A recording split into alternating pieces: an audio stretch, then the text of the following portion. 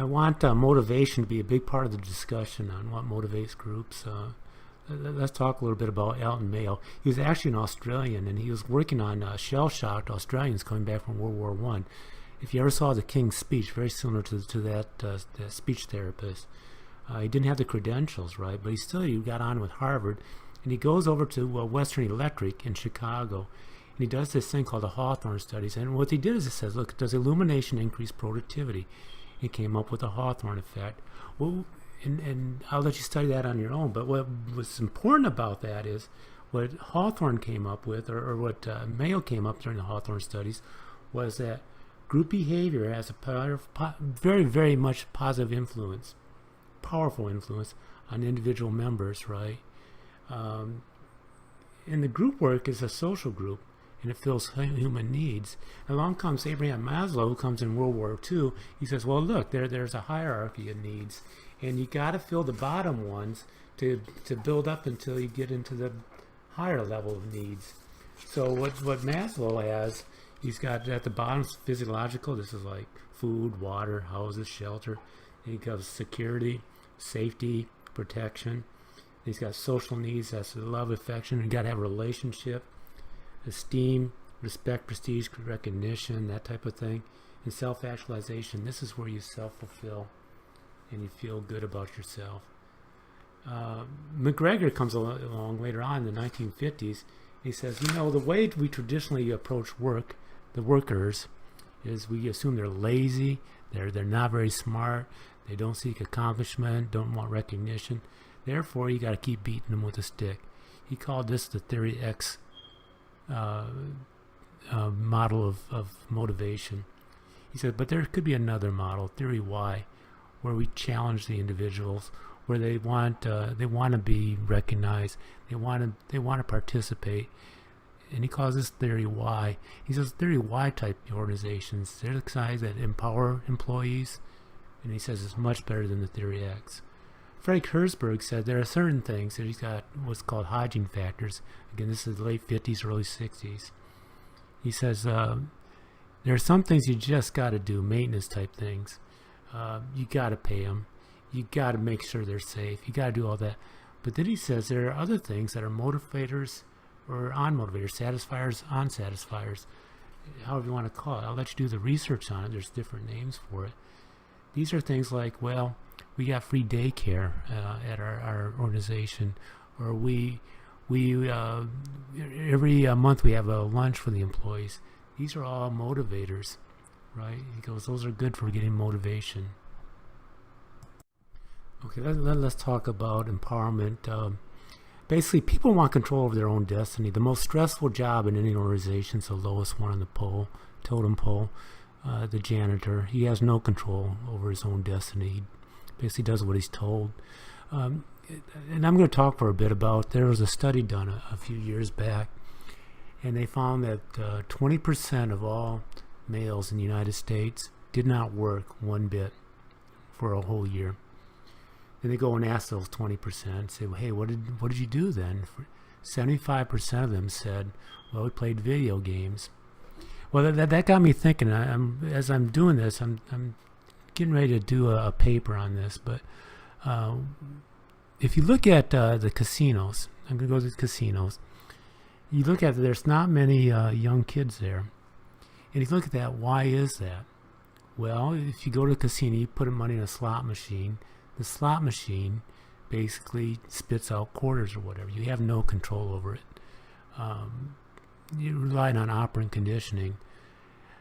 If you're at a video game, a kid can be playing a video game and he has total control. He's the one that has influence by how many gold coins he can get, right?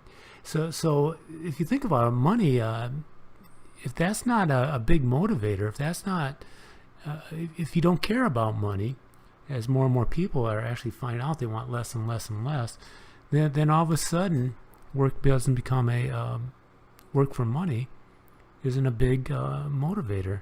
In fact, they put a number on that, 75,000.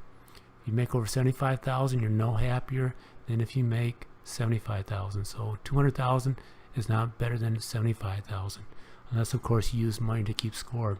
So what you got to do as management is you got to let people take control of it. We got some steps here, right, that management can do. This is what a group could do. All right, it's got a little man walking up the steps, but groups can do this too.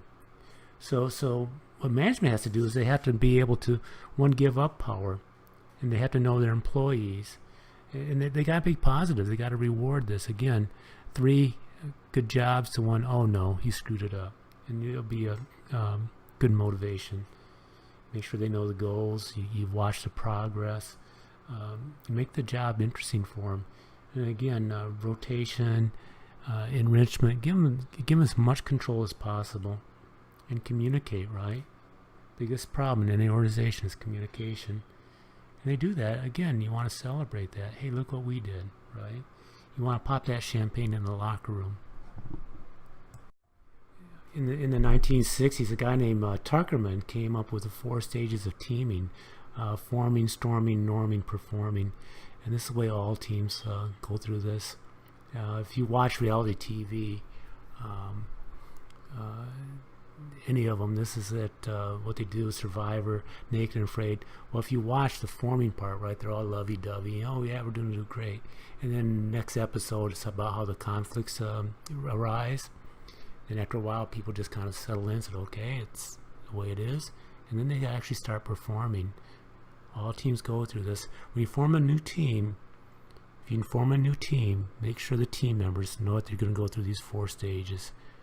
Once you're aware of it, man, it goes so much faster, so much smoother. Forming, storming, norming, performing. Been around for 50 years. Well, let's talk about the leader in a team. Underlying a good leader, he's got to be able to communicate.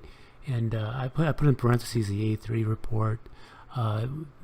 What this is just A3 is the basically the European, the metric equivalent to legal size piece of paper. Now on this piece of paper, you post it. All the key information that everybody needs to know to do their job. Any team needs to do their job. Now leadership, though, you got different situational leadership, right? And it'll vary. And this follows basically the 4 stages of teaming. Directing, this is where people are just newly formed. They want to be told what to do. And you just go in there and you tell them very, very much. Coaching, you start to build the individuals up as a team. You start being directive, but you support their good behavior and stuff. Again, 3 goods to 1 bad. Supporting, very little directive, but high supportive behavior. You sit there and watch, and when they do something good, give them a nice attaboy, attagirl, and let them run. And finally, the leader steps away, and as the team runs on its own. So what you see is leaders, as a team develops, the role of leadership gets dispersed to finally it's delegated to all the team members. All right. Back when I was in the military, we were always taught if you see a tank with a bunch of antennas, to shoot it, destroy it, because the Soviet mentality was you don't delegate to the lower troops. Let's talk about some group behavior. One of the biggest problems with groups is groupthink. And this is, and I'll let you come up with your own examples. Just anytime you want to go to Washington, just take a look at that. But these are people, they have the illusion of invulnerability. They think they're above criticism. They believe that they have the morality of the group, that we are right. So therefore, we're inherently right. Therefore, we don't need any outside help. You can rationalize anything you want, any of your behaviors. You got stereotypes about people not in your group, and you support that. You do self-censorship. You don't communicate your concerns, your problems. You don't criticize your own group.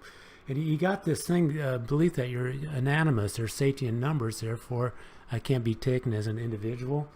And you get pressure on dissenters. If somebody disagrees, you put pressure on them until they agree with you. And finally, you get guards, people from outside getting influence. Again, I'll let you come up with your own examples. Another one is a risky shift. Interesting thing is that people in groups tend to take great risk. Again, they did a study. They said, okay, here's the situation. You just crash on a plane. You're the lone survivor. What do? Almost everybody says, well, I sit there and wait for help. Okay, same situation. You crash, but everybody survives. What do? almost everybody said we go for it. We try to walk out of this crash, right? Groups tend to take greater risk. I'm going to talk about problems and conflict on separate slides. This is a table that lists some of the problems in teams. Rather than me going over it, I've got a link in the readings. They'll talk about all this. You can find this at iConsultants at Pune. Take a look at it. If you have any questions, bring it up in the discussion. Thomas and Kilman came up with this thing on how to deal with conflict. And conflict isn't a bad thing. You actually kind of want it. There's an old story that Ronald Reagan and Tip O'Neill, every so often they had a bar they would go to. And here you got a conservative, a liberal, and they'd sit down and have a couple beers and they'd compromise, right? And I'm just going to, I won't get into Washington today, but if you have concern for your own agenda and you don't care what others think, you're going to compete. If you have concern for your own agenda and kind of concern for others, you're going to collaborate. In other words, you're going to try to build your force and enforce it on them. If you don't have much concern about an issue, you don't have much concern about others, you're just going to avoid the whole situation. And finally, if you have high concern for others, but it's not much to yours, well, you're going to accommodate. But somewhere in the middle is compromise. Every time my wife and I go out for dinner, we go through this process. I rarely want to go out, much less go 50, 60 miles to some restaurant. So, but we always seem to compromise and end up in Taco Bell. So everything's okay. Some tools for teams. Teams, you want to have a meeting structure, some kind of agenda. Again, the Finns did a study. You have 42 minutes. Yeah, just think of this PowerPoint. My goodness, how this isn't even close to 42 minutes, right? So you know how hard it is to concentrate. You want to make sure you record what goes on in the meeting. You want team evaluations, some performance factors. If you look at the lean PowerPoint, there are team success factors. Use that as a scorecard. Okay, see how they're doing. You want to reward. It doesn't have to necessarily be money, but sometimes it's just a handshake. Anybody that's been in the military knows what it's like to get a medal. And you want management to be aware of the team.